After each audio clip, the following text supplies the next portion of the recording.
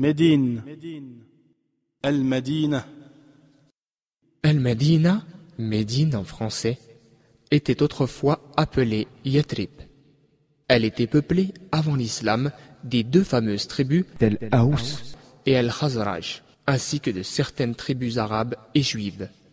Elle possède plusieurs autres noms.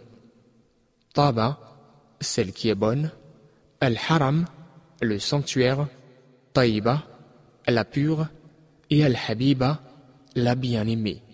Cependant, elle fut connue comme Al-Madina, la ville, une forme abrégée de l'expression Madinat al-Nabi, ou ville du prophète.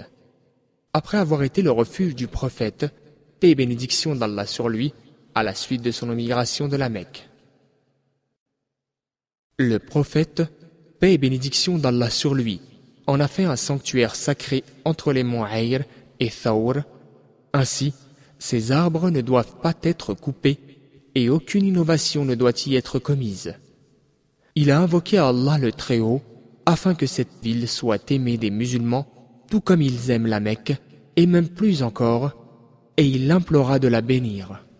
Il la décrit en ces termes: elle est comme un four, elle expulse ses souillures, impuretés, gens vils et mauvais, et purifie ses biens. Hadith rapporté par Muslim.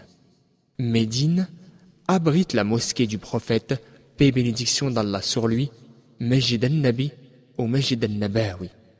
Elle est considérée comme étant la seconde mosquée en islam en tant que sanctuaire sacré.